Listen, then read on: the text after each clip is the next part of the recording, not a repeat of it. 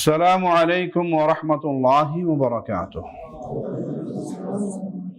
ان الحمد للہ نحمده ونستعینه ونستغفره ونعوذ باللہ من شرور انفسنا ومن سیئات اعمالنا من يهده الله فلا مضل له ومن يضلل فلا هادي له اشهد ان لا اله الا الله وحده لا شريك له وأشهد أن محمدا عبده ورسوله أما بعد۔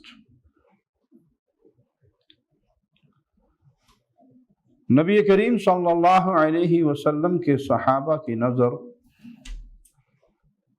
اللہ کی جنت پر رہتی تھی، اور جنت کا حصول یہی اصل کامیابی ہے۔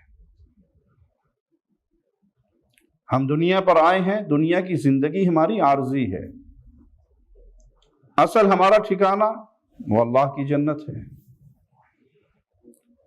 ان کے سوالات بھی پیارے حبیب صلی اللہ علیہ وسلم سے اسی آخرت کے حوالے سے، اسی جنت کے حوالے سے ہوا کرتے تھے۔ معاذ بن جبل رضی اللہ عنہ وارضاہ کہتے ہیں، میں نے اللہ کے نبی صلی اللہ علیہ وسلم سے کہا اخبرنی بعمل، اے اللہ کے پیارے حبیب صلی اللہ علیہ وسلم مجھے کوئی عمل بتا دیجئے جس عمل کے کرنے سے میں اللہ کی جنت میں داخل ہو جاؤں اور جہنم سے میری جان چھوٹ جائے۔ کیونکہ مومن کی فکر وہ ہمیشہ کی یہی ہوتی ہے، دنیا کی زندگی جیسی بھی ہے اس نے ختم ہو جانا ہے، رکنا نہیں ہے کہ امیر کی تو ختم ہو رہی، غریب کی رکی ہوئی، جب یہ امیر ہوگا پھر سٹارٹ ہوگی۔ یہ سورج طلوع ہو رہا ہے اور یہ سورج ڈوب رہا ہے۔ یہ شام و صبح کے پھیرے ہمیں خبر دے رہے ہیں کہ موم بتی کی لائٹ اس کے ساتھ ایک ایک قطرہ پگھل رہا ہے، ہر ڈوبتا ہوا سورج ہمیں خبر کے قریب کر رہا ہے۔ اصل گھر تو وہی ہے۔ تو اللہ کے نبی صلی اللہ علیہ وسلم کو ایسا عمل بتائیے جس کے کرنے سے میں جنت میں داخل ہو جاؤں اور جہنم سے بچ جاؤں۔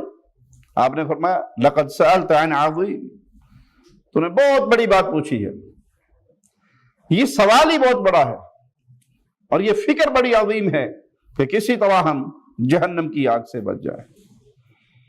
اور یہ فکر کب آتی ہے؟ جب یہ دل اس دنیا کی محبت کی اماجگاہ نہیں بنتا۔ وہ کہتے ہیں حجاج بن یوسف مہمان کے ساتھ کھانا کھایا کرتے تھے، تو ایک دن کوئی مہمان نہیں ملا، جنگل میں سفر میں تھا، تو سپاہیوں کو بھیجا کہ جاؤ کسی کو بلا کر لاؤ، کسی کو ڈھونڈ کر لاؤ۔ تو ایک بکری کے چرواہے کو دیکھا جو بیری کے نیچے اینٹ کا تکیہ بنا کے سو رہا ہے، تو اسے کہنے لگے تجھے امیر صاحب نے بلایا ہے۔ کہا مجھے امیر کو میری کیا حاجت اور مجھے امیر کی کیا حاجت؟ وہ زبردستی لے کر آئے تو کہا بیٹھو، تم بڑے خوش نصیب ہو کہ آج میرے مہمان ہو۔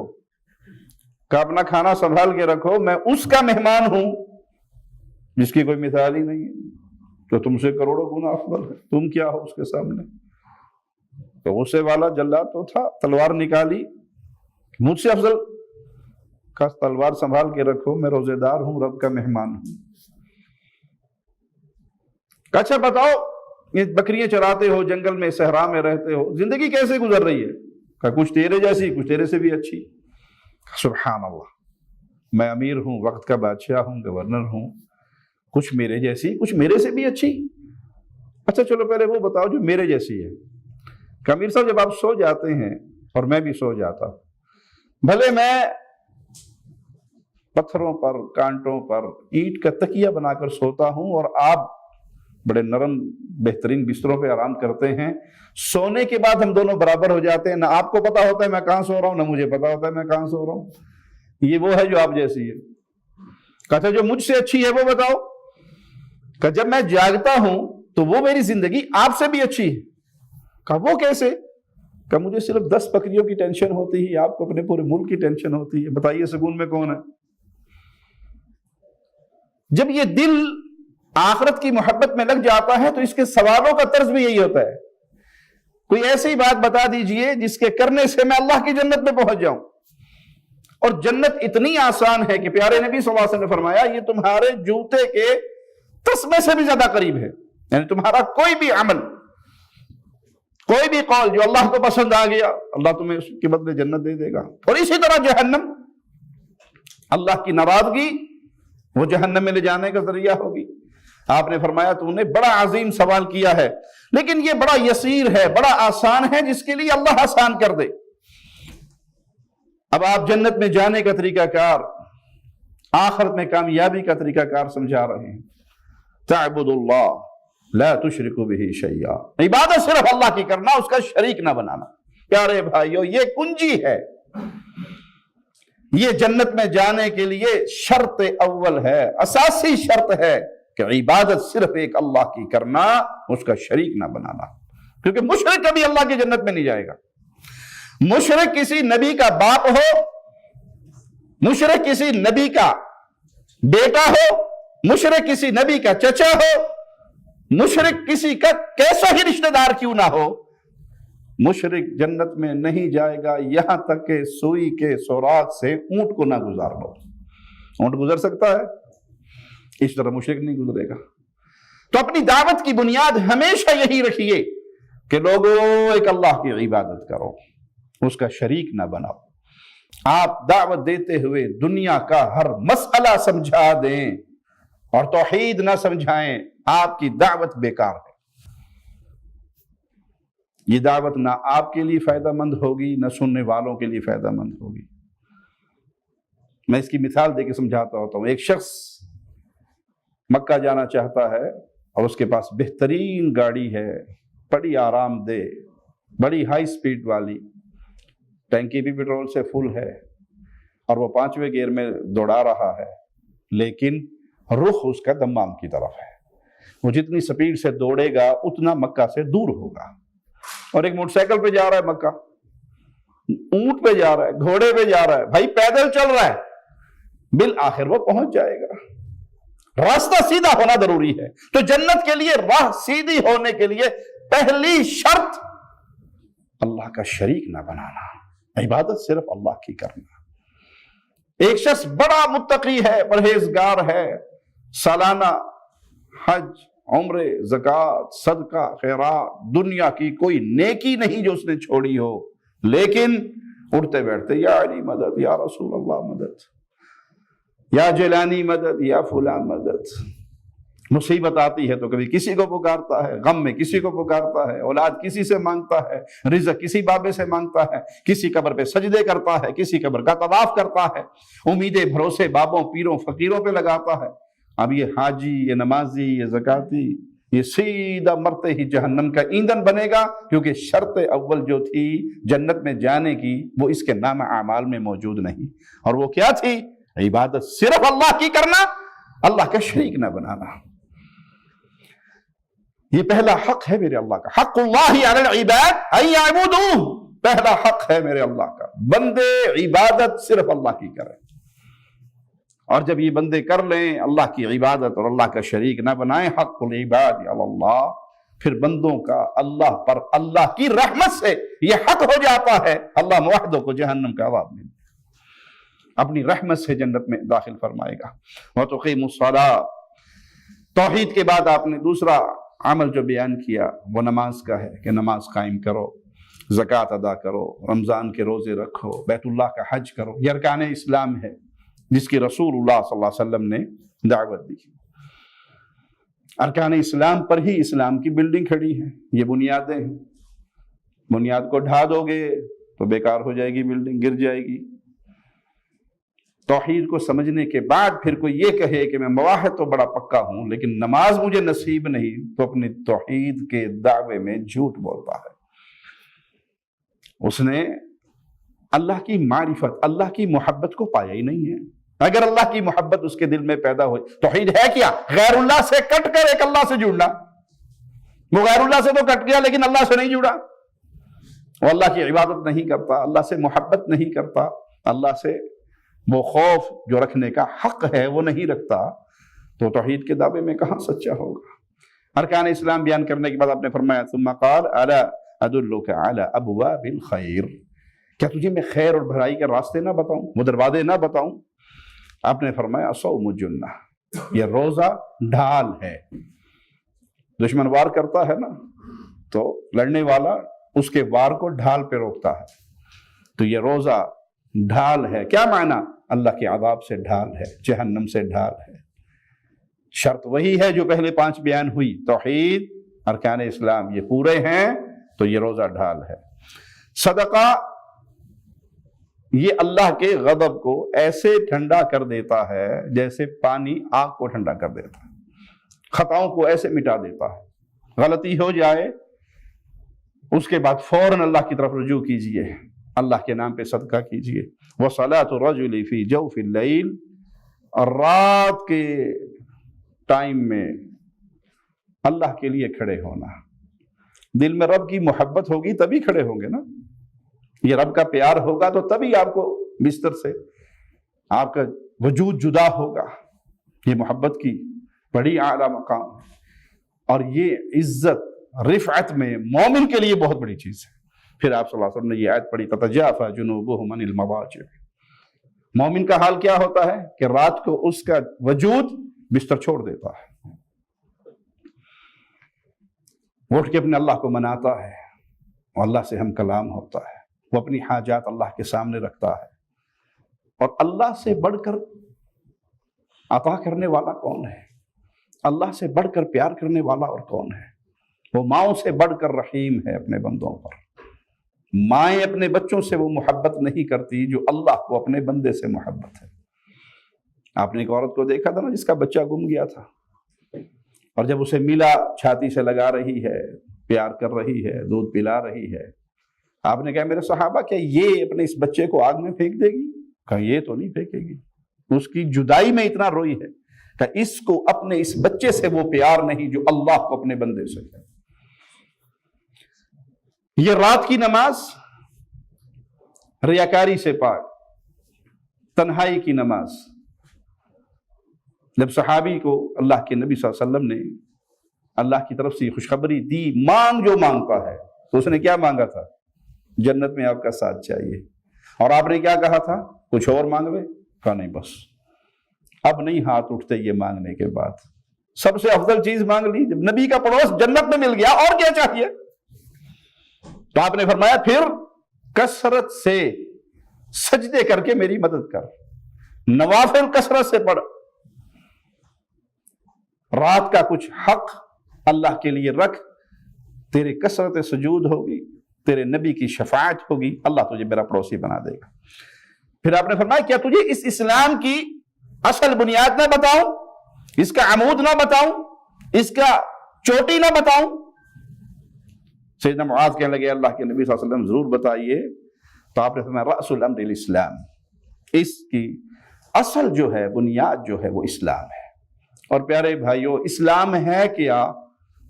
جو اللہ اور اس کے رسول صلی اللہ علیہ وسلم نے بیان فرمایا، صحابہ نے اس کو جیسے سمجھا، یہ اسلام ہے۔ اللہ کا حکم، رسول اللہ صلی اللہ علیہ وسلم کا عمل، آپ کا حکم، صحابہ کا فہم، یہ اسلام کی مختصر ڈیفینیشن ہے۔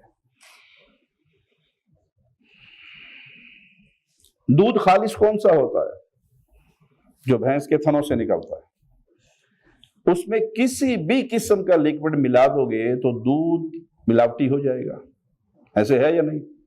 کوئی گھڑے کا ملائے، کوئی نلکے کا ملائے، کوئی راجویدہ ملائے، کوئی نیردہ پال دے، ملاوٹی ہو گیا۔ ایک بندہ کہ دیکھیں جی یہ بڑے فراڈی ہیں، یہ دودھ میں نلکے کا پانی ملاتے ہیں، الحمدللہ میں دودھ میں زمزم ملا کے بیچتا ہوں، کیا کہیں گے اسے؟ تو بڑا فراڈی ہے، تو زمزم کے نام پہ لوگوں کو دھوکہ دے رہا ہے۔ دودھ میں بھلے زمزم بھی ڈال دو، دودھ اوریجنل نہیں رہے گا۔ اتبعوا ما انزل الیکم من ربکم ولا تتبعوا من دونہ اولیاء، فرما برداری کرنی ہے تو اس کی جو اللہ نے تم پہ اتارا۔ کیا اتارا؟ رسول اللہ پہ کیا نازل ہوا؟ اللہ کا کلام اور اس کی بہترین تفسیر حدیث رسول صلی اللہ علیہ وسلم۔ اس کے علاوہ کچھ اور ہے؟ جبرائیل آئے تھے، آ کے دین سکھا کر گئے تھے، نبی صلی اللہ علیہ وسلم کی منہ مبارک سے باتیں نکلوائی تھی، کیوں؟ تاکہ قیامت تک یہ قانون لوگوں کو یاد ہو جائے، دین وہ ہے جو آسمان سے نازل ہوا۔ دین تراشا نہیں جاتا، دین بنایا نہیں جاتا کہ 16 رکنی کمیٹی بیٹھ جائے اور وہ ایک نیا دین تراش لے اور وہ نئی باتیں لکھ لے، نہیں، دین وہ ہے جو آسمان والے نے نازل کیا۔ اب اس میں آپ کسی نبی کی عبادت کو شامل کر دیں، فرشتے کی عبادت کو شامل کر دیں، جن کی عبادت کو شامل کر دیں، کسی انسان کی، کسی مخلوق کو اللہ کا شریک بنا دیں، کسی کو حق دے دیں کہ جو یہ کہے گا ان کا کہنا حرف آخر ہے۔ 2 رکعت نماز راجو حال امام دا وہی میرا، اللہ اکبر، امام صاحب نے فرمایا، شاہ صاحب نے فرمایا، شیخ صاحب نے فرمایا۔ ایک مجلس کے اندر میں موجود تھا، ایک شخص سے سوال گفتگو مناظرے کے انداز میں ہو رہی، ہمارے بڑے بھائی ان سے گفتگو کر رہے، تو اس کے سامنے مختلف عقائد بیان کیے گئے، یہ عقیدہ نا جی، یہ شرک ہے، یہ بدعت ہے، یہ حرام ہے، یہ غلط ہے، یہ یوں ہے، یہ یوں ہے، سب اس نے فتوے لگائے۔ بڑے بھائی نے ان کے شیخ کی کتاب چھپائی ہوئی تھی، جب اس نے خود اپنی زبان سے اقرار کر لیا کہ جو یہ کہے اے اللہ جو تو ہے وہ میں ہوں، یہ تو شرک ہے، کتاب سامنے رکھ دی کہ تو یہاں آپ کے بابا جی نے لکھا ہے، بزرگوں نے لکھا ہے۔ میں میڈل کلاس میں تھا میرا خیال ہے اس وقت، مجھے وہ سین آج بھی یاد ہے، وہ مولوی صاحب یوں کر کے بیٹھ گئے، تھوڑی دیر بعد منہ اٹھایا، کہنے لگے بزرگوں نے لکھا ہے، سوچ سمجھ کے لکھا ہے، غلط نہیں ہو سکتا، بزرگوں کا فرمانا غلط نہیں ہو سکتا۔ آپ نے اسلام میں بزرگوں کو داخل کر دیا۔ یہ اسلام ملاوٹی ہو جائے گا جب آپ کسی کو یہ اتھارٹی دو گے کہ حضرت جو آپ کہیں گے ہمارے لیے کافی ہے۔ یہ اتھارٹی صرف محمد الرسول اللہ صلی اللہ علیہ وسلم کی ہے کہ پیارے حبیب جو فرما دیں گے، آپ کا فرما دینا دین ہے، آپ سے دلیل کا سوال نہیں ہوگا، اور آپ کے علاوہ ہر شخصیت سے پوچھا جائے گا آپ نے یہ مسئلہ کہاں سے بیان کیا۔ دین خالص کس چیز کا نام ہے؟ قال اللہ، اللہ نے یہ حکم دیا، رسول اللہ صلی اللہ علیہ وسلم نے یہ حکم دیا، اس کے بعد اینڈ ہے۔ ہاں، اللہ اور اس کے رسول کے حکموں کو سمجھنے والی پہلی جماعت اہل ایمان کی وہ محمد الرسول اللہ کے صحابہ صلی اللہ علیہ وسلم، وہ پیارے حبیب علیہ الصلوۃ والسلام کے صحابہ ہیں۔ جو صحابہ نے فہم سمجھا ہم اس کو لیں گے۔ کسی مسئلے میں اگر صحابہ کا بھی اختلاف ہو جائے تب بھی حق جماعت صحابہ کے پاس ہی ہے۔ اپنی طرف سے اپنے ذہن کے گھوڑے دوڑا کر باتیں بنانا کہ نہیں جی وہ ہماری عقل یہ کہتی ہے، بھائی آپ کی عقل یہ کہتی ہے، کسی کی عقل یہ کہتی ہے، عقلوں میں تو اختلاف ہے، عقل ہمارے لیے دلیل نہیں ہے، ہمارے لیے دلیل یہ ہے کہ اللہ اور اس کے رسول نے یہ حکم دیا اور صحابہ نے۔ یہ ساری باتیں کہنے کے بعد آپ نے فرمایا تجھے کوئی ایسی چیز نہ بتاؤں جو اس سب کی رکھوالی کرنے والی ہو، یہ سب کی حفاظت کرنے والی ہو؟ تو کہا ضرور بتائیے۔ آپ نے کہ اپنی زبان کو قابو رکھنا، اپنی زبان کو کنٹرول رکھنا۔ تو معاذ کہنے لگے اے اللہ کے نبی صلی اللہ علیہ وسلم، جو کچھ ہم بولتے ہیں اس پہ بھی ہماری پکڑ ہونی؟ آپ نے کہا تیری ماں تجھ پہ روئے، تجھے گم پائے، اکثر لوگوں کو اوندے منہ کر کے چہرے کے بل گھسیٹ کے جہنم میں پھینکا جائے گا صرف زبان کی بول کی وجہ سے۔ یہ جملہ بندے کو ہلا دینے کے لیے کافی ہے۔ جو میں بول رہا ہوں لکھا جا رہا ہے، جو میں کہہ رہا ہوں لکھا جا رہا ہے،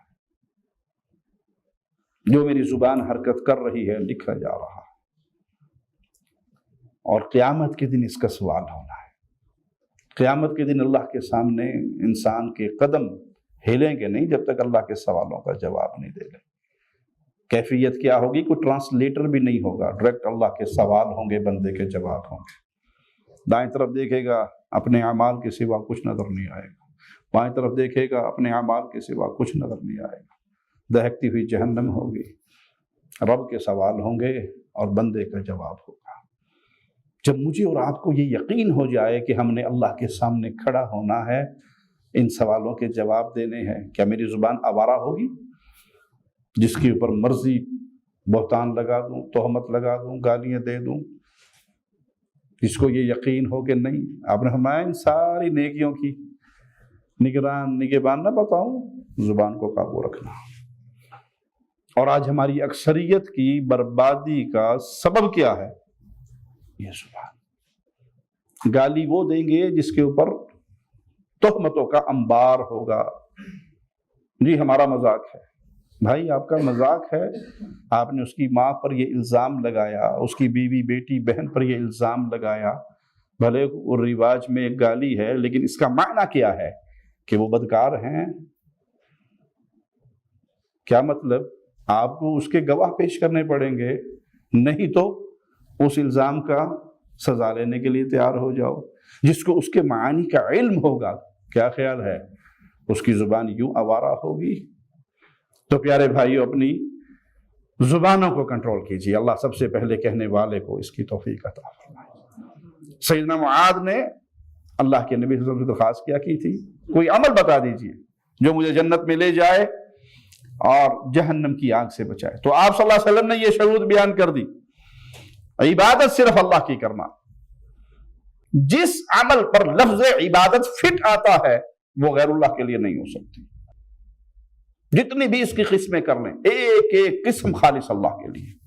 رکوع عبادت ہے۔ اب شاہ صاحب تشریف لائیں، میں ان کو پاؤں کو ہاتھ لگانے کے لیے رکوع کی کیفیت بناؤں، اسلام اجازت نہیں دیتا۔ سجدہ اللہ کی عبادت ہے، کسی کے لیے بھی ناک اور ماتھا زمین پہ رکھنے کی اسلام اجازت نہیں دیتا۔ یہ ذبح عبادت ہے تو کسی کے لیے بھی قربانی کی اجازت اسلام نہیں دیتا۔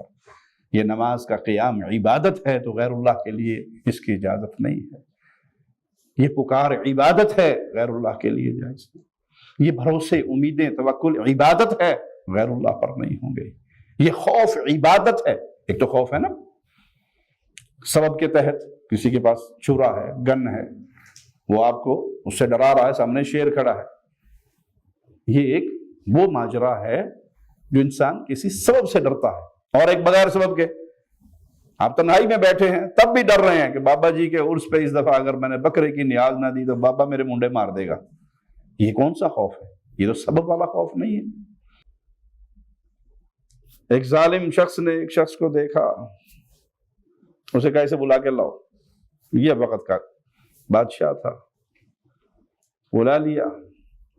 جب دلوں میں ایمان ہو تو کچھ یہ کیفیت بھی ہوتی ہے اہل ایمان کی۔ اسے نہیں پتا جو بلانے والا ہے یہ کون ہے۔ اسے کہا تمہارا فلاں علاقے کا جو گورنر ہے اس کے بارے میں کیا کہتے ہو؟ اس نے اس کی ساری کہانی بڑی بیان کر دی، ظالم ہے، مجرم ہے، یہ ہے، یہ ہے، یہ۔ کہا تجھے ڈر نہیں لگتا کہ وہ میرا بھائی ہے؟ تیری اس گفتگو پر میں تجھے پکڑ لوں گا۔ کہا تجھے ڈر نہیں لگتا کہ اللہ میرا رب ہے، تیرے اور تیرے بھائی کے شر سے بچانے کے لیے مجھے وہ اکیلا کافی ہے؟ اس کا اللہ کے ساتھ وہ محبت بھرا اور وہ حسن ظن والا تعلق تھا کہ اس کا یہ جملہ سنتے ہی اس ظالم بادشاہ پر ایسا خوف طاری ہوا، اس نے کہا جاؤ جاؤ جاؤ، اس کو چھوڑو، واپس جاؤ، اپنا طواف پورا کر لو۔ آپ تنہائی میں بیٹھے ہیں اور تب بھی مردوں سے ڈر رہے ہیں۔ جو خوف اللہ کا ہونا چاہیے وہ غیر اللہ کا ہے، جو محبت اللہ سے ہونی چاہیے وہ غیر اللہ سے ہے۔ ایک کلیپ ہم نے دیکھا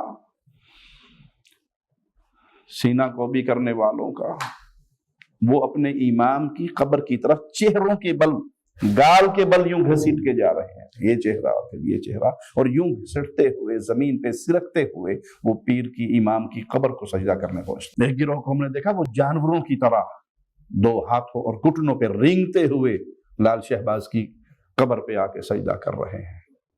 وہ اپنے مردوں سے ویسی محبت کرتے ہیں، اس سے بڑھ کر محبت کرتے ہیں جو مومن اپنے اللہ سے کرتا ہے۔ حالانکہ مومن اپنے رب کی محبت میں بڑا شدید ہوتا ہے، لیکن شرک کرنے والوں کا برا ہو کہ انہوں نے اپنے دل سے اللہ کی محبت کو کھرچ دیا، اللہ کے خوف کو کھرچ دیا، اور غیر اللہ کی عبادت، غیر اللہ کی محبت ایسے گھر کر گئی کہ وہ تنہائی کے اندر بھی بیٹھے ہوئے ڈرتے ہیں۔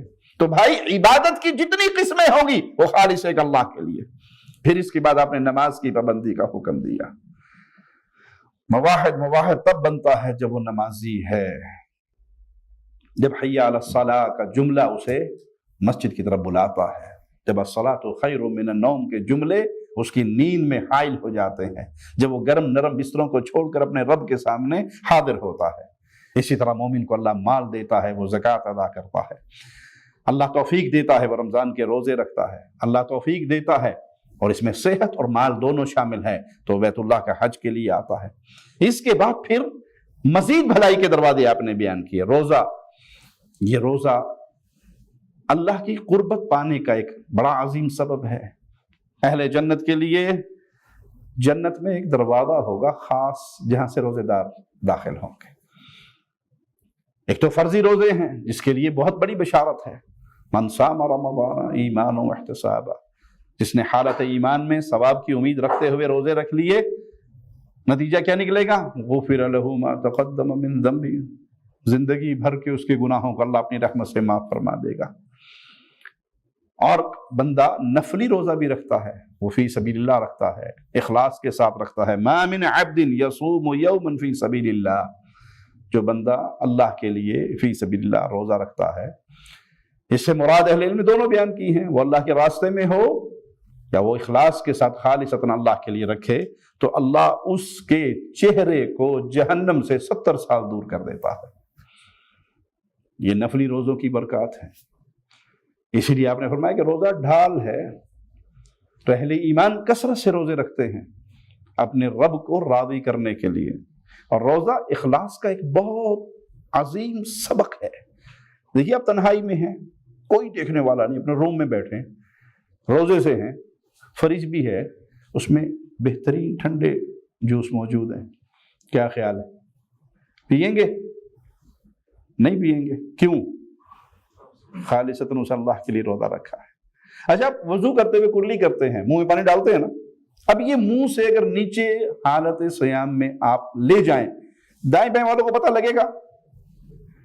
نہیں پتہ لگے گا نا، آپ ایک گھونٹ اندر کر سکتے ہیں، لیکن آپ کرتے ہیں؟ نہیں کرتے، کیوں؟ خالص اس کو راضی کرنے کے لیے آپ نے روزہ رکھا ہے۔ تو پیارے بھائی، جب آپ تنہائی میں ہو، میں تنہائی میں ہوں، نیٹ استعمال کرتے ہوئے گندی ویڈیو کو گندی کلپ آتا ہے، کیا خیال ہے آپ؟ اب بھی آنکھ کا روزہ ہونا چاہیے نا، اب بھی اللہ سے معافی مانگتے ہوئے اس کو درگزر کرنا چاہیے۔ اور پھر اگر یہ دیکھے بندہ اتنے کڑا کوئی ویکھنڈے آئے تو پھر نتیجہ کیا نکلے گا کہ یہ تنہائی کے گناہ انسان کی عبادات کو دیمک کی طرح چاٹ جاتے ہیں۔ اسی طرح اللہ نے صدقے کا بڑا اجر رکھا ہے۔ ابو ہریرہ بیان کرتے ہیں کہ رسول اللہ صلی اللہ علیہ وسلم نے حدیث قدسی سنائی، اللہ مالک کیا فرماتا ہے آدم کے بیٹے کے لیے، یا ابن آدم انفق علیک، آدم کے بیٹے تو خرچ کر، تجھ پہ خرچ ہوگا، تو اللہ کے لیے خرچ کر، تجھ پہ خرچ کیا جائے گا۔ ہماری نانی اماں رحمہ اللہ بالکل ایک ان پڑھ خاتون، کسی کالج یونیورسٹی کی پڑھی ہوئی نہیں، تو ایک ہمیں جب ہم بچے تھے ان کے پاس ہوتے تھے تو ہمیں سمجھانے کے لیے ایک بڑی پیاری مثال تھی، بیٹا جس کنویں سے پانی نکالا جائے اسی کنویں میں پانی اور آتا ہے، جس کنویں سے پانی نکالا جائے تو اس کنویں میں پانی، اور نہ نکالو تو پھر وہی بو مار جائے گا پیا دے وچ۔ جتنا کنویں سے پانی نکالو گے اتنا اور آئے گا، لیکن یہ کوئی تجربے والی چیز نہیں ہے۔ اللہ مالک کے ساتھ یقین والا ماجرا ہوتا ہے، تجربے والا نہیں۔ اچھا جی، آج مولوی صاحب نے حدیث سنائی تھی کہ خرچ کرو، تم پہ خرچ ہوگا، تو میرے پاس 100 ریال ہے، میں جا کے خرچ کر لوں، دیکھتا ہوں صبح تک میرے پاس 100 آتے ہیں نہیں آتے۔ اللہ کے ساتھ تجربہ نہیں ہوتا، دیکھتا ہوں سر میں درد ہے، دیکھتا ہوں، مولوی صاحب کہتے ہیں یہ فاتحہ پڑھنے سے سکون مل جاتا ہے، شفا مل جاتی ہے، فاتحہ رکھا، اچھا دیکھتا ہوں ہوتا ہے کہ نہیں۔ اللہ کے ساتھ تجربہ نہیں ہوتا، وہاں یقین ہوتا ہے کہ یہ اللہ کے نبی صلی اللہ علیہ وسلم کی حدیث سے ثابت ہے، مجھے یقین کامل ہے یہ کرنے سے اللہ شفا دے دے، یہ چیز اللہ کے دین کے اندر موجود ہے، مجھے یقین کامل ہے، میں اس پہ یقین کے ساتھ عمل کروں گا، تجربے کی نیت سے نہیں، کیونکہ اللہ مالک کے ساتھ، اللہ کے حکموں کے ساتھ تجربے نہیں ہوتے بلکہ یقین ہوتا ہے۔ اسی طرح رات کا قیام، یہ بھی ایک نیکی کا بہت بڑا دروازہ ہے۔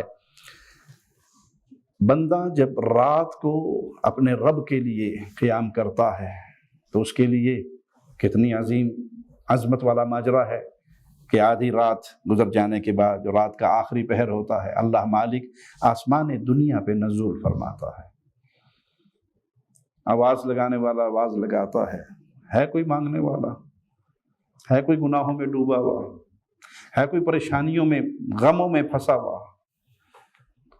ہماری اکثریت کی حالت کیا ہوتی ہے؟ الا من رحم ربی، اس ٹائم سوئے ہوئے ہوتے ہیں، جاگ رہے ہوتے ہیں جی؟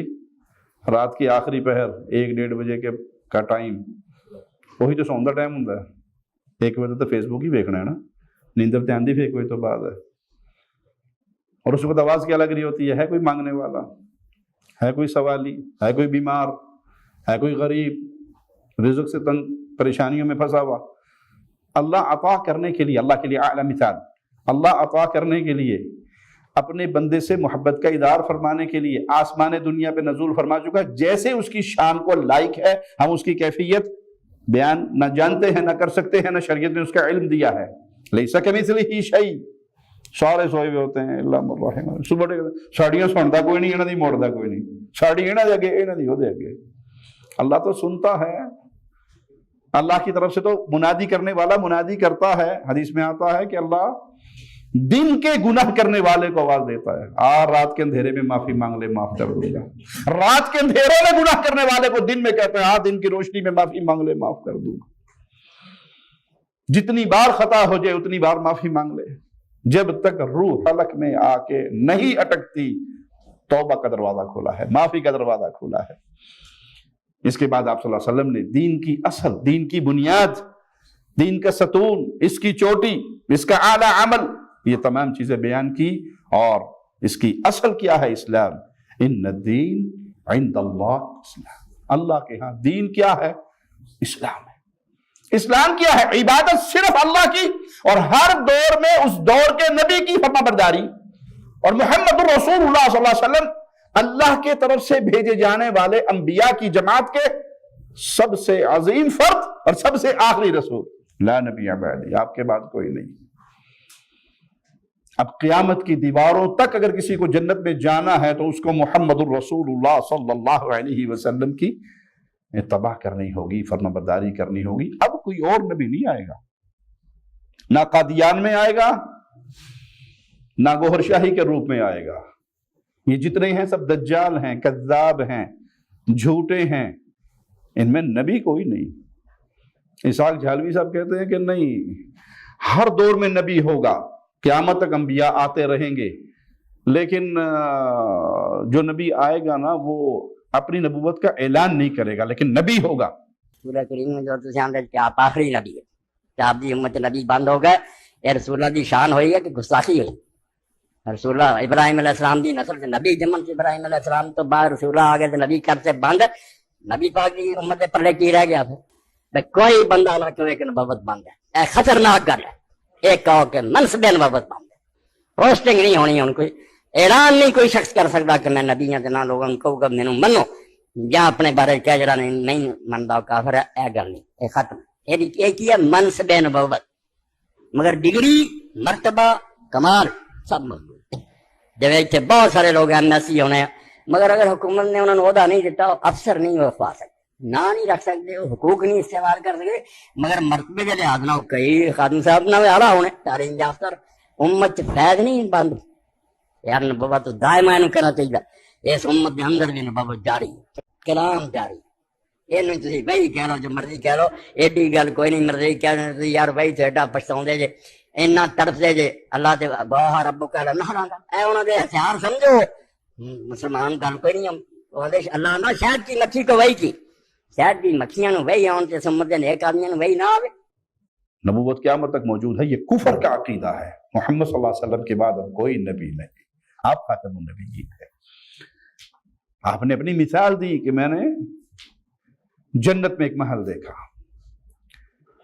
میری مثال ایسے ہے جیسے کسی نے ایک بہت خوبصورت محل بنایا، لوگ اس کو دیکھنے والے آتے ہیں، دیکھتے ہیں، بڑی تعریف کرتے ہیں، اس میں ایک جگہ پہ ایک اینٹ کی جگہ خالی ہے۔ تعریف کرنے والے کہتے ہیں کہ بس یہ اگر اینٹ لگ جائے نا تو پھر اس کا حسن دوبالا ہو جائے گا۔ وہ آخری اینٹ محمد الرسول اللہ، آپ کے بعد کوئی نبی نہیں، آپ خاتم النبیین ہیں۔ آپ کے بعد اگر کوئی نبوت کا عقیدہ رکھے یہ کفر کا عقیدہ ہے۔ اسلام اللہ کا بھیجا ہوا سب سے بہترین دین ہے، اس میں عبادت اللہ کی ہے، فرما برداری محمد الرسول اللہ صلی اللہ علیہ وسلم کی۔ پھر آپ نے زبان کی حفاظت کا درس دیا کہ اپنی زبان کو کنٹرول رکھو کہ اس زبان کی وجہ سے اکثریت اوندا منہ کر کے جہنم میں پھینکی جائے گی۔ پیارے بھائی، اللہ نے اپنے بندوں کے لیے حدود مقرر کی ہیں، جو ان حدود کو توڑے گا، جو اس کو پامال کرے گا، پھر اس کے لیے قیامت کے دن اپنے محاسبے کے لیے سب سے بڑا انسان کا اپنا دل ہوتا ہے۔ اپنے دل سے پوچھئے، جب اللہ کے حکموں کو پامال کریں گے اور اللہ کے سامنے کھڑے ہوں گے تو وہاں تو پھر سوال و جواب ہوگا نا۔ تو اللہ نے جو فرائض مقرر کیے ہیں اس کی حفاظت کیجئے۔ ان اللہ فرض فرائض فلا تضيعوها، اللہ نے کچھ چیزیں تم پہ فرض کی ہیں، اللہ کے فرض کردہ چیزوں کو ضائع نہ کرو۔ وحد حدودا، اور اللہ نے کچھ حدود مقرر کی ہیں، باؤنڈری لگائی ہے، اس باؤنڈری سے تجاوز نہ کرو۔ دیکھیں نا، ایک شخص کا چراگاہ ہے جہاں وہ اپنے جانور چراتا ہے، اور اس کے ساتھ کسی بادشاہ کی چراگاہ ہو، اگر وہ سینٹر میں چرائے گا تو بچت ہو جائے گی، اور اگر وہ کنارے کنارے پہ چرائے گا تو ڈر ہے نا کوئی بکری چھلانگ مار کے ادھر ہو جائے اور بادشاہ پھر اس کو پکڑے کہ تو نے اس حد کو کیوں توڑا۔ اللہ کے لیے اعلیٰ مثال سمجھانے کے لیے عرض ہے۔ تو اللہ نے حدود مقرر کی ہیں اور حکم دیا ہے کہ ان حدوں کو پامال نہ کرنا، ان کی حفاظت کرنا۔ وحرم اشیاء، اللہ نے کچھ چیزیں حرام کی ہیں، اللہ کی حرام کردہ کو، اس کی حرمت کو پامال نہ کرنا، اس کی حفاظت کرنا۔ اسی طرح اللہ مالک وَسَكَتَ عَنْ أَشْيَاءَ رَحْمَةً لَكُمْ غَيْرَ نِسْيَانٍ، اللہ بعض معاملات پہ اللہ نے خاموشی اختیار کی۔ تو نعوذ باللہ یہ نہیں کہ اللہ بھول گیا، یہ اللہ کی رحمت ہے، تمہارے لیے رحمت ہے۔ فَلَا تَبْحَثُوا عَنْهَا، اب ان چیزوں کے بارے میں کوریدنا نہ۔ یہ حدیث تو مختصر ہے لیکن بڑی جامع، بڑے موٹے موٹے اصول ہمیں سمجھا دیتی ہے کہ اللہ نے جو فرائض مقرر کیے ہیں ان کی حفاظت کرو، اللہ کے جو حکم ہیں ان کے مطابق چلو۔ اب وہ فرائض اللہ نے مقرر کیے یا رسول اللہ صلی اللہ علیہ وسلم نے مقرر کیے، ایک ہی ماجرا ہے، کیونکہ رسول اللہ صلی اللہ علیہ وسلم کی شان کیا ہے وَمَا يَنطِقُ عَنِ الْهَوَىٰ إِنْ هُوَ إِلَّا وَحْيٌ يُوحَىٰ، وہ بھی تو اللہ کی مرضی سے بولتے ہیں، اپنی طرف سے تو نہیں بولتے۔ جو اللہ اور اس کے رسول کی طرف سے ایک چیز فرض ہو گئی، مقرر ہو گئی، اس کی حفاظت کرو۔ فرائض کی کئی مثالیں ہیں، جیسے قرآن مجید میں ہے إِنَّ الَّذِي فَرَضَ عَلَيْكَ الْقُرْآنَ، بے شک جس نے آپ پر قرآن کے احکام کو فرض کیا، یعنی اس پر عمل کرنا فرض ہے۔ جو حکم قرآن میں آ جائے، جو حکم حدیث میں آ جائے، اللہ اور اس کے رسول کے حکموں پر سر جھکانا، اپنی استطاعت کے مطابق عمل کرنا، یہ فرض ہے۔ ایک اور مقام پر مالک فرمایا قد فرض اللہ لکم تحلۃ ایمانکم، اللہ نے تم پر تمہاری قسموں کا کفارہ مقرر کر دیا ہے۔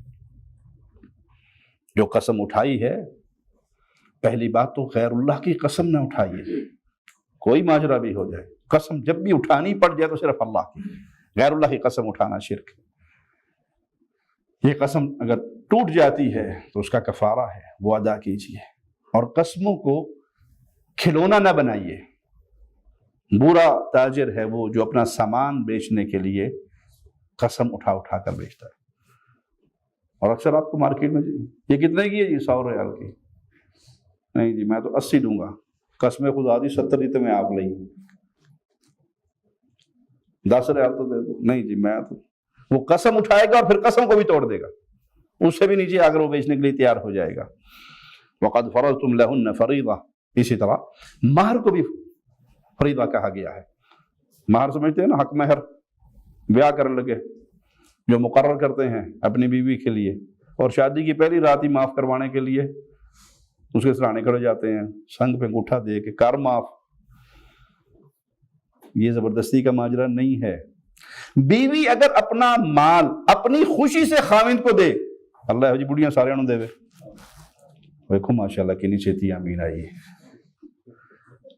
وہ دینا چاہے اپنے خاوند کو اپنے مال میں سے، حق مہر میں سے، وراثت میں سے، تو کوئی حرج نہیں، الحمدللہ آپ اس میں سے کھا سکتے ہیں۔ اور اگر وہ نہ دینا چاہے، وہ اس کا ذاتی مال ہے، آپ زبردستی خاوند کو بیوی کے حق مہر میں سے تصرف کرنے کا کوئی حق نہیں۔ اسی طرح بیوی کو جو چیز اس کے ماں باپ کی طرف سے ملی ہے، کوئی ہدیہ ہے، کوئی گفٹ ہے یا وراثت ہے، وہ خاص بیوی کی ہے، آپ زبردستی اس سے نہیں لے سکتے. اچھا بیوی جاب کر رہی ہے, بیوی جاب کر رہی ہے, سیلری ہے, اس پہ کس کا حق ہے؟ بیوی کا. پکی کر لے, وہ بیوی کا کام ہے, وہ اس کی جاب ہے, وہ اس کا حق ہے. آپ کو اپنی خوشی سے کچھ دے دے تو ٹھیک ہے, لیکن زبردستی. ہمارے ہاں معاشرے کے اندر بگاڑ کی صورت کیا ہے؟ پہلے تو شادی سے پہلے جی کوئی پروفیشنل ہوئے نا, کوئی ڈاکٹر مل جائے نا تو چلو بھائی دونوں میاں بیوی گاڑی کے 2 پہیے ہیں, رال مل کے کمان کے تو ذرا چنگا خرچہ پورا مزے سے زندگی گزاریں گے. وہ ڈاکٹر ڈھونڈتے ہیں, کوئی ٹیچر ڈھونڈتا ہے, کوئی نرس ڈھونڈتا ہے. کیوں جی؟ میں بھی کماؤں گا وہ بھی کمائیں گے. پہلے یہ سوچ ہوتی ہے. اچھا اب کمانے والی آ گئی, جب وہ 8-9 گھنٹے ڈیوٹی کر کے اسپتال سے آئے گی, وہ تینوں پروٹھے پکا کے دے گی. پھر لڑائی کیوں ہوتی جی روٹی نہیں دیں دی. تو نے روٹی والی مانگی نہیں تھی, تو نے تو ڈاکٹر مانگی تھی. ڈاکٹر صاحب تو ٹیکا ہی لان گے, روٹی تو نہیں دیں گے. تو اگر یہ ماجرا ایسا ہو جائے تو گھروں کو توڑیے نہیں, گھروں کو محبت اور پیار سے چلائیے. کبھی خامد کام کر لے, بیوی تھکی ہاری آئی ہے تو خامد کام کر لے. خامد کام کر لے تو ہمارے ہاں کیا کہتے ہیں, یہ کون ہے؟ بڑا ہی ران مرید ہے یار. اچھا بازار میں کپڑے کون دھوتا ہے بنگسلے پر؟ مرد. تندور پہ تمیز کون لگاتا ہے؟ مرد. جوتے پالش کون کرتا ہے؟ مرد. سارے کام سارے مرد کر رہے ہیں نا, مردوں سے کروا کے. اور ران مرید نہیں ہے. اور میں اگر اپنے گھر کے اندر آج بیگم بیمار اور کپڑے دھو دوں, یہ بڑا ران مرید ہے, اس لیے ساری آپ کرتا ہے, یہ مولوی صاحب پانڈے دھو کے آئے نہیں. تو بھائی یہ گھر محبت کی اماج گاہ ہوں گے تو سکون والے ہوں گے, وگرنہ جو گھروں کی ٹینشن ہوتی ہے وہ کینسر سے بھی خطرناک ہوتی ہے. اللہ گھروں کو جنت بنائے, سکون والا بنائے, لیکن اس کے لیے کسی ایک فریق پہ اتنا وزن نہ ڈال دیں کہ وہی پیستا رہ جائے. اس گھر کو محبت اور پیار سے چلائیے. یہ معاشرے کی گندی سوچ ہے کہ اگر خامد گھر میں کوئی کام کر دے تو کیا کہیں گے جی, یہ نہیں جی یہ بندہ ٹھیک نہیں ہے, یہ بڈھی تھلے لگا ہے, یہ جوروں کا غلام ہے, یہ رن مرید ہے. نہیں پیارے بھائی, سیدہ عائشہ بیان کرتی ہیں رسول اللہ صلی اللہ علیہ وسلم اپنے اہل کی خدمت میں ہوتے تھے, اور جب اذان ہوتی تو پھر اللہ کی یاد کے لیے اللہ کے گھر کی طرف چلے جاتے. تو وہ مہر اس کو بھی اللہ نے فرض کہا ہے. اسی طرح فمن فرض فیہن الحج فلا رفث ولا فسوق ولا جدال فی الحج, جو ان مہینوں میں اپنے اوپر حج کو لازم کرے تو وہ ان چیزوں سے بچے, بے حیائی کے کاموں سے بچے, شہوت انگیز حرکتوں سے بچے, اور لڑائی جھگڑے جدال سے بچے. بچنا چاہیے حج میں لڑائی جھگڑے سے, یا جی بچنا چاہیے. اللہ حاجیوں کو توفیق بھی دے اور حاجیوں کی حفاظت بھی فرمائے. ہم نے کئی دفعہ حج پہ جاتے ہوئے حاجیوں کو صرف اس لیے لڑتے دیکھا کہ روٹی لیٹ ہو گئی, بس لیٹ ہو گئی. بھائی آپ حج کرنے آئے ہیں, صبر کیجئے. انہوں نے کہا میں حج کرنے آیا, میں کسے تیری ایسی تیسی, 1 بجے روٹی کا ٹائم تھا, کیوں لیٹ ہوئی؟ انسان کے اختیار میں نہیں ہے ہر چیز کو. اتنی تعداد ہے, اتنی دنیا آتی ہے. اللہ سلامت رکھے خادم حرمین شریفین کو, بلاد حرمین کو, خادم حرمین کی اس حکومت رشیدہ کو. بہت کچھ کرتے ہیں اللہ کی رحمت سے حجاج, لیکن کہیں کوئی کمی ہو جائے تو پھر حج یہ ہے کہ لڑائی جھگڑا, اس میں کوئی بے حیائی نہ ہو, کوئی برائی نہ ہو, کوئی لڑائی نہ ہو, کسی سے جدال نہ ہو. تو یہ مختلف چیزیں ہیں جو اللہ نے فرض کی ہیں. فریضۃ من اللہ, صدقہ زکوٰۃ یہ بھی اللہ کی طرف سے مقرر کردہ ہے, فرض ہے. امیر المومنین ابو بکر صدیق نے ایک عامل کو خط لکھا اور اس میں کہا هذه فریضۃ صدقۃ التي فرض رسول اللہ صلی اللہ علیہ وسلم علی المسلمین. یہ وہ فریضہ ہے مقرر کردہ زکوٰۃ کا جو رسول اللہ صلی اللہ علیہ وسلم نے مسلمانوں پہ فرض کیا. تو جو اللہ کے فرائض ہیں اس پر عمل کیجئے. مسلمان رہیں گے جب آپ فرائض پر عمل کریں گے. فرض نماز اگر تارک ہو جائیں گے, مستقل نماز کو چھوڑ دیں گے, تو جمہور علماء کے صحیح قول کی روشنی میں مستقل نماز کا تارک مسلمان نہیں رہتا.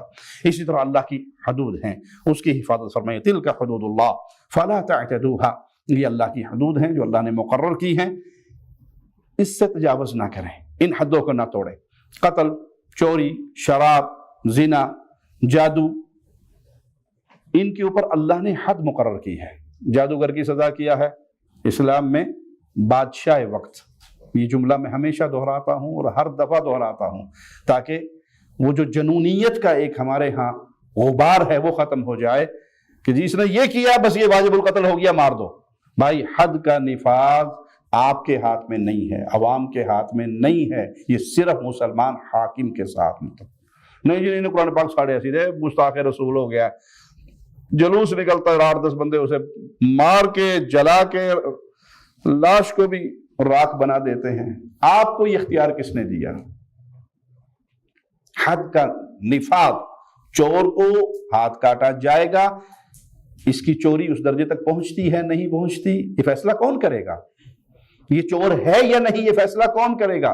بھائی ایک بندے پر الزام لگا ہے، وہ عدالت میں پیش ہوگا، اس کے خلاف گواہ پیش ہوں گے، قاضی فیصلہ دے گا کہ ہاں واقعی اس نے چوری کی، تب اس کے بعد اس کا بادشاہ کے حکم سے حد نافذ ہوگی۔ تو حدود کے نفاذ کا سارا معاملہ کس کے ہاتھ میں ہے؟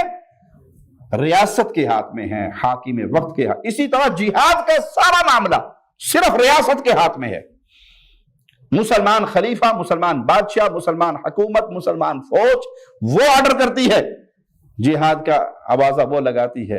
اس لیے رسول اللہ صلی اللہ علیہ وسلم نے امام کو ڈھال کا، الامام جنہ ڈھال ہے، اس کے پیچھے سے جہاد ہوتا ہے۔ یہ آپس کا کام نہیں ہے، کسی نے تنظیم بنائی، کسی نے لشکر بنایا، کسی نے سپاہ بنائی، کسی نے گروہ بنایا، کسی نے کچھ بنایا اور آؤ رل مل کے جہاد کریں۔ یہ پبلک کا کام ہی نہیں ہے، یہ پبلک کا اختیار ہی نہیں ہے۔ یہ اختیار کس کا ہے؟ مسلمان حاکم کا۔ وہ جانتا ہے اس کے مفاسد کیا ہیں، اس کے فوائد کیا ہیں، اس کا وقت کیا ہے، اس کی شروط کیا ہیں، اور اس کے بعد اس کو نافذ کرتا ہے۔ تو یہ جو ایک جنونیت کا بعض لوگوں کے اندر غبار بھرا ہوا ہے کہ جہاں کچھ دیکھا نہیں وہاں فوراً گستاخ رسول کا فتویٰ، اور اکثریت معاملات کے اندر جب اس کی تحقیق میں پہنچتے ہیں تو ان کی آپس کی لڑائی ہوتی ہے، اور اس آپس کی لڑائی کو وہ فرقہ واریت کا رنگ دے کے کہ اس نے یہ توہین کی، اس نے یہ توہین کی۔ آپ کسی کی توہین بھرے جملوں کو سن کر حکومت کو اس کی رپورٹ کر سکتے ہیں، اس نے یہ کیا ہے، یہ ہمارے پاس ثبوت ہے۔ اب پولیس اسے اریسٹ کرے گی، قاضی اس کا کیس سنے گا، قاضی اس پہ فتویٰ لگائے گا، اور بادشاہ کے حکم سے اس پہ وہ حد جاری ہوگی۔ یہ عوام الناس کا اختیار نہیں ہے۔ اس فکر کو مٹائیے اپنے معاشرے سے، جو جنونیت، مذہبی جنونیت کی فکر معاشرے کے اندر پروان چڑھ چکی ہے۔ اس حدیث کی روح سے شرعی احکام میں ایک حکم وہ ہے کہ جن کاموں کو اللہ اور اس کے رسول نے حرام قرار دے دیا، ان سے منع کر دیا، اس سے منع ہو جائیے۔ حرمت علیکم المیتۃ والدم ولحم الخنزیر وما اہل لغیر اللہ بہ، مرا ہوا جانور حرام ہے، بہتا ہوا خون حرام ہے، سور کا گوشت حرام ہے، اور جس پر اللہ کے علاوہ کسی اور کا نام لے لیا جائے، یہ 11ویں پیر جیلانی کے نام کی، یہ بکرا فلاں بابا جی کے نام کا، یہ مرغا شاہ جمال کے نام کا، یہ فلاں کے نام کا، جو غیر اللہ کے نام پہ ذبح ہو، جو غیر اللہ کے نام پہ معروف ہو، جو غیر اللہ کے نام پہ مشہور ہو، جو غیر اللہ کا تقرب حاصل کرنے کے لیے ذبح کیا جائے، اس کے نام پہ منسوب کیا جائے، ان تمام چیزوں کو حرام کیا ہے، شریعت نے حرام کہا ہے۔ اسی طرح وہ جانور جو گلا گھٹ کے مر جائے، آپ ذبح نہیں کر سکے، اور اسی طرح وہ جانور جو چوٹ لگنے سے مرے۔ دیکھیں، ایک ہے شکار تیر کے ساتھ کرنا، تیر جسم میں سے گزرتا ہے، اس سے خون بہتا ہے، آپ نے تکبیر پڑھ کے تیر چھوڑا، ٹھیک ہے، اسے وہ جسم کو پھاڑتا ہے، خون بہاتا ہے، وہ حلال ہے۔ ایک ہے آپ نے غلیلے جو وٹا رکھ کے ماریا، اب یہ پتھر جو ہے یہ کبوتر کو فاختہ کو لگے گا تو اس کے جسم کو چیرے گا نہیں، اس میں سے خون نہیں نکلے گا، یہ خون نہیں بہائے گا، بلکہ یہ چوٹ لگ کے چوٹ سے مرے گا، تو یہ حرام ہے۔ یہ تمام چیزیں اللہ مالک کی طرف سے حرام کی گئی ہیں۔ اسی طرح وہ جانور جس کو درندے پھاڑ کھائیں، ایک تو ہے کہ درندوں نے حملہ کیا، آپ نے اس بکری کو بچا لیا اور ذبح کر لیا مرنے سے پہلے، یہ تو حلال ہو گئی، لیکن وہ درندوں کے حملوں میں ماری گئی تو یہ حرام ہے۔ اسی طرح وما ذبح علی النصب، جو جانور کسی غیر اللہ کی عبادت کے مرکز پہ ذبح ہوا، کوئی مزار پہ ذبح کیا جائے، کوئی مندر پہ ذبح کیا جائے، کوئی بت کے نام پہ ذبح کیا جائے، تو وہ بھی حرام ہے۔ غیر اللہ کی عبادت کے مرکز پہ ان کے نام پہ ذبح کیا جانے والا جانور حرام ہے، یہ اللہ نے حرام کیے ہیں۔ اسی طرح تیروں کے ذریعے لوگ تیر اندازی کے تیروں کے ذریعے اپنی قسمت کا اندازہ لگاتے ہیں. تو یہ قسمت پوری بھی اسلام میں جائز نہیں ہے. جن چیزوں کو اللہ نے حرام کیا ہے اس کی حرمت کو مانیے، اس کی حرمت کا ایمان رکھیے، عقیدہ رکھیے، اس پہ عمل کیجئے. ایک صحابی نے کہا اللہ کے نبی صلی اللہ علیہ وسلم، میں مقام بوانا پہ اتنے اونٹوں کی قربانی کرنا چاہتا ہوں، یہ میں نے منت مانی تھی. آپ نے 2 سوال کیے. جہاں تم قربانی کرنا چاہتے ہو وہاں مشرکوں کا کوئی عبادت کا مرکز تو کوئی بت تو نہیں تھا؟ اب نہیں ہے. سابقہ دور کا کوئی بت تو نہیں تھا؟ کہا نہیں اللہ کے وسلم ایسی کوئی بات نہیں. وہاں مشرکوں کا کوئی میلہ تو نہیں لگتا تھا؟ بت پوجنے والوں کا کوئی میلہ تو نہیں لگتا تھا؟